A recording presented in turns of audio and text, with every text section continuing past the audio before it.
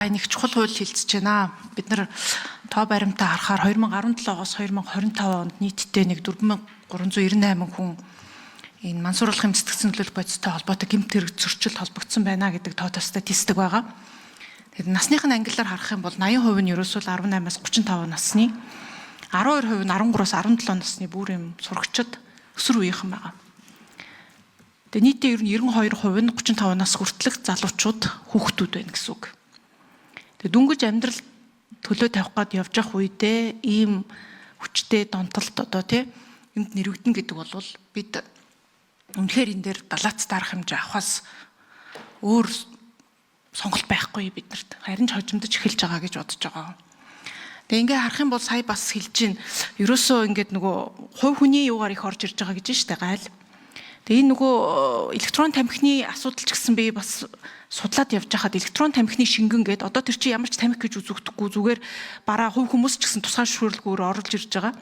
Тэгтэл тэнд нь электрон тамхины шингэн цэнэглэгч юмаа гээд хар тамхи шингэн бүс илүүтэй орж ирж гин гээд хэвлэл мэдээллийн байгууллагаас гаргаж ирсэн. Тоо датаг нь аваад үзэх юм бол нилээдгүй олон кейс энэ электрон тамхиар дамжиж хар тамхиг оруулж ирж байна гэсэн юм гараад байгаа. Тэгэхээр энэ дээр бид нар хяналт идрээ аль аль талдаа хийхгүй бол үнэхээр хэцүү байна. За манай Монгол улсын нөхцөл байдлыг харах юм бол бид нар ерөөсөө мэдээж хэрэглэгч нь нас залуужж байна. Тэгээ тэрэн дээр нас залуужж байгаа нь бас энэ сошиал мэдээ хэрэглээ түүнтэй холбогдсон бие биендээ нөлөөлөх энэ асуудал их өндөр байгаа юм байна. За хоёрдугаар энэ синтетик бодисны хэрэглээ нь өсөж байна. Лаборатори гаргаж авсан маш одоо илүү хүчтэй энэ бол маш том аюул. За гуравдугаарт бол манай эрүүгийн хууль энэ мансууруулах бодистой холбоотой эрүүл дандаа эрүүгийн ял, эрүүгийн хариуцлага хэлбэр дээр тогтож ирсэн.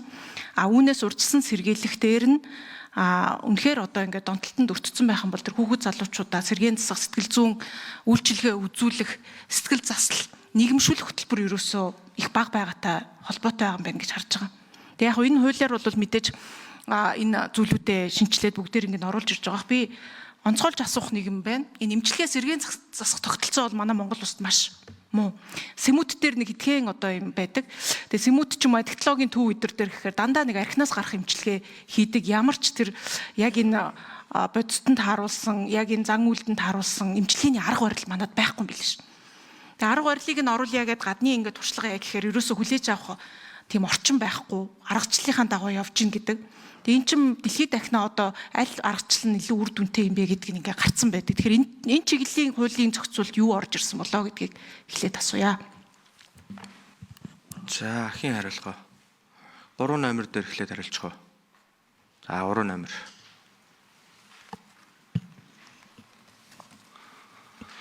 За номжмиг гүшүүний асуултанд хариулъя. За яг донтох эмэгтэй хүнд үзүүлэх эрүүл мэндийн тусламж үйлчилгээний асуудал манай улсад бол үнэхээр орхигдсон байгаа. Сэмүүдийн хэмжээнд бол яг энэ донтох эмэгтэй тэрдэнд мансууруулах энэ донтох эмэгтэй хүний хувьд бол ямар одоо стандартаар яаж эмчилгээ үйлчилгээ тусламж үйлчилгээ үзүүлэх вэ гэдгийг бол одоо хэрэгжүүлж чадахгүй байгаа. Тийм учраас бид бас энэ хуулийн төсөл дээр энэ чиглэлээр тусгайлан бас бүлэг оруулж ирсэн, бүлгийн зохицуулт. За энэ дээр бол 9-р бүлэг дээр тодорхой зохицуултууд оруулж ирж байгаа. Үнэхээр донтох эмэгтэй хүнд ямар эрүүл мэндийн тусламж үйлчилгээ үзүүлэх юм. Олон улсын стандартууд байгаа. Эмчилгээний арга зүй, за цаг хугацаанаас ахгуулаад сэтгэл заслын үйлчилгээ, за энэ одоо донтох эмэгтэй хүн эмнэлгээс гараад эргээд нийгэмшигтэн туслах энэ үе шаттай ажлууд байд юм байлээ. Нэлээд одоо хугацаа шаардсан. Тэрнээс нэг сар эмчилээд хэвийн байдалд ордог ийм зүйл биш юм байлээ. Тийм учраас бид энэ олон улсын стандартыг Монголд нутагшуулах. За одоо бас үйл ажиллагаа явуулаад энэ чиглэлээр бас мэрэгшээд эхэлсэн төрийн бус байгууллагууд Монголд байна. Эдгээр байгууллагуудыг бэхжүүлж энэ одоо төр үеийншлийн хамтын ажиллагааны хүрээнд хамтарч ажиллах чиглэлээр хуулийн төслөөр тодорхой тусгасан байгаа. Тэгээд түрүүн бас асууж исэн засгийн газрын тусгай сан байгаа архитектон согтууртай тэмцэх. За энэ сангийн үйл ажиллагааг бас өргөжүүлж мансууруулах донтох эмэгтэй хүмүүс тусламж үйлчилгээ үзүүлэх чиглэлээр энэ сангийн үйл ажиллагааг өргөжүүлэх нь зүйтэй гэж үзэж байгаа. Тэгээ ингэж одоо засгийн газрын тусгай сангийн тухай хуульд өөрчлөлт оруулж төрийн бус байгууллагатай хамтарч олон улсын стандартыг хэвшүүлж ингэж одоо үүрэгжүүлж за бас түрүү хэлсэн бас бид тусгай төв байгуулах нь зүйтэй гэж төсөв санхүүжилтийн асуудлыг зураг төсвийн асуудлыг шийдээд ингэ явж байгаа. Тэгээд стандарт нь эмнэлгийн үйлчилгээ үзүүлэх төв нь байгуулах юм бол бас тодорхой ахиц дэвшил гарах болов уу гэж бид харж байгаа. За намж мэгшүүн тодруулъя.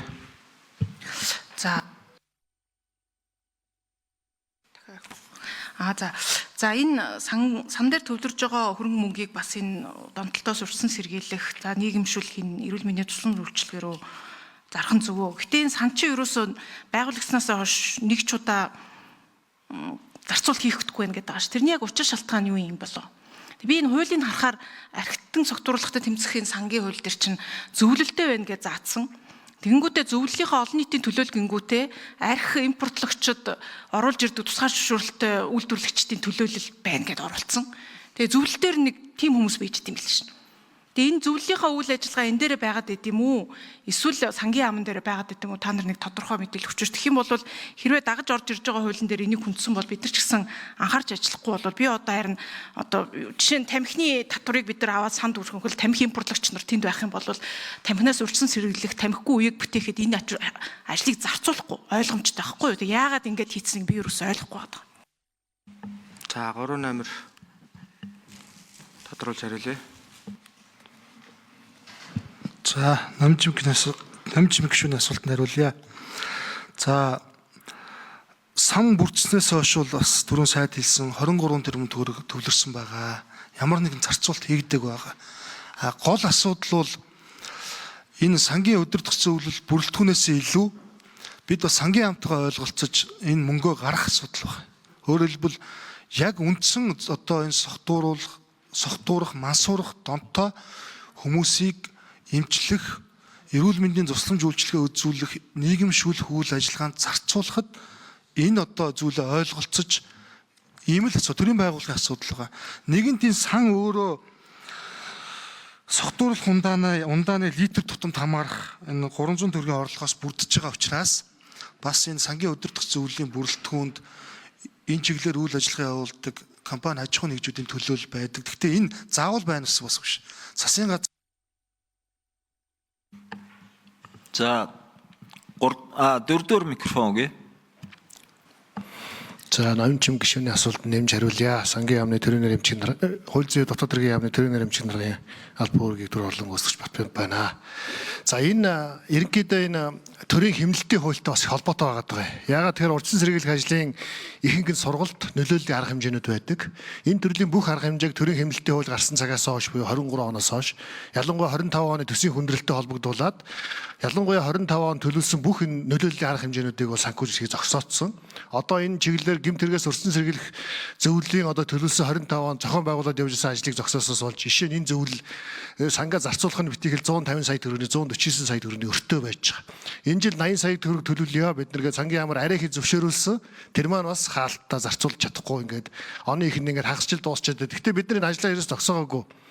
Төрийн бус байгууллага холбогдох босд одоо орон нутгийн салбар зөвлөлүүд босд одоо олон нийтийн байгууллагуудтай хамтраад энэ арга хэмжээг тасралтгүй явуулж байгаа. Тэгээд одоо энэ төсвийн тодтголын хүрээнд дээр ирэх. За намжим гишүүний микрофоныг өгье. Тэг ингээд сангийн яам ингээд ялваа татвар хураамжийг ерөөсөө төсвийн орлого бүрдүүлэгч гэдэг нүдээр харахаар яг ингээд зориултын дагуу бид нар энэ донтолтоос урьдчилан сэргийлэх юм дээр мөнгө ерөөсөө тавьж чадахгүй байгаа байхгүй. Гэтэ би бас ингээд харж ин л да энэ сая дагаж энэ архитектон согтууруулалтад тэмцгүүл сангийн тухай зохицуулалтаа хууль орж ирээгүй юм байна. Тэгээ энэ чинь удирдах зөвлөлийн 70% нь олон нийтийн төлөөлөл буюу архи импортлогч нар, үйлдвэрлэгч нар юм биш үү? Ийм хууль гэж юу байсан? Үнэхээр олон нийт байх юм бол энэ чиглэлийн тэр эмчилгээ судалгаа хийдэг байгууллагуудаас нь оруулаад үр дүнтэй бодлого санхын зарцуулалтаа бас хийх нь зөв шүү дээ. Энүүгээр нь бас бид нар энэ дахиад энийг хилцсхийг нь дэмжсэний дараа хийхгүй бол архиа өгсөн одоо татвараа өгсөн хүн чинь болвол бид нар ингээ хараад хянаа сууж яана гэдэг бол бас их логикгүй л хууль байна. Ашиг сонирхлын зурчил гарна энэ чинь. Юу гэсэн үг юм те? Удирдах зөвлөлийн 70% нь энэ хүмүүсийн төлөөлөл ахарна шүү дээ. За амар сайхан сайд микрофоныг өгье. Хоёр асуудал байгаа. Нэгдүгээр сая намж мэгшүүний хэлсэн удирдах зөвлөлийн гишүүдийн бүрэлдэхүүнд өөрчлөлт оруулна гэж. Тэгээд сангийн үйл ажиллагааг илүү нээлттэй, ил тод үр дүнтэй явуулах зайлшгүй шаардлага байгаа. Нэгт. Хоёрт бол энэ хууль нэгэнт хилцэж байгаа учраас бид бас энэ төсөв санхүүтэй холбоотой ялангуяа энэ урьдчилан сэргийлэх болон эмчилгээ онцлогоо зориулсан зардлыг тэр зохих сангийнхан шугамар олон нийтэд ил дод нээлттэй илүү өгөөжтэй хэлбэрээр зарцуулдаг бах зохицуултыг дагалдах хуулиудад оруулж өгөх зарчмын зөвлөлтөд саналуудыг оруулж шийдвэрлэх зүйтэй гэж үзэж байгаа. Гуравдугаарт энэ хууль батлагдсанаар яг хүний нөөц болон бусад техник хангамжийн хэрэгжилтэнд 8 тэрбум төгрөг гэж байгаа. Энэ бол урьдчилан сэргийлэлд урьдчилсан одоо зардал. Тийм учраас би энэ урсгал зардлууд дээр тавиад явчихад болно гэж үзэж байгаа. Хэдий ч цаашдаа энэ хууль батлагдаад бүрэн хэмжээнд үр нөлөөгөө өгөх тийм боломжийг бүрдүүлэхийн тулд бид энэ хил гайлын хяналтаа сайжруулах, лабораторийн цогц шинжилгээг хийх, За гүйцэтгэд хариулъя. Тэгээ ялангуяа одоо ингээ хэмнэлтийн хууль гээд тамж хасч болохгүй зардлуудаа бид нар хасчдаг. Үндэсний лабораторийн аюулгүй байдал, нэм бактерийнхаа уруулж батсыг хасаа ичдэг. Халдварт өвчин янз янзын одоо өвчин юмыг тодорхойлох уруулж батсаа халаа ичд, хасаа ичдэг. Яг өнөөдрийн байдлаар ингээд яриад байвал бас гашуун үнэн асуудлууд их бий. Одоо нар тамхиг шинжлэх, илрүүлэхтэй холбоотой бодис, урвалж, шинжилгээ, төрөвчлсөн гээд бүх зарлуудыг хасаа ичдэг учраас энэ дээр хийгдэх ажлууд хийгддэггүй явдаг. Тэрийн төсөв дээр бас одоо манай байнгын орооны гишүүд бүх гишүүд маань анхаарч энэ хөрөнгө оруулалтыг нэлээд оройтой тавьж өгөхгүй болвол цаашдаа энэ олон улсын нөхцөл байдал энэ гэмт хэргийн гаралт сэдэлтүүд улам нарийсаад байдаг. Бид нөгөө их байдаг арга барилаараа л одоо тэмцэх гээд яваад байдаг. Араас нь хөөцөлдөг, урьдчилан сэргийлж чаддаггүй юм нөхцөл байдлууд байгаа шүү гэдэг хэлээ.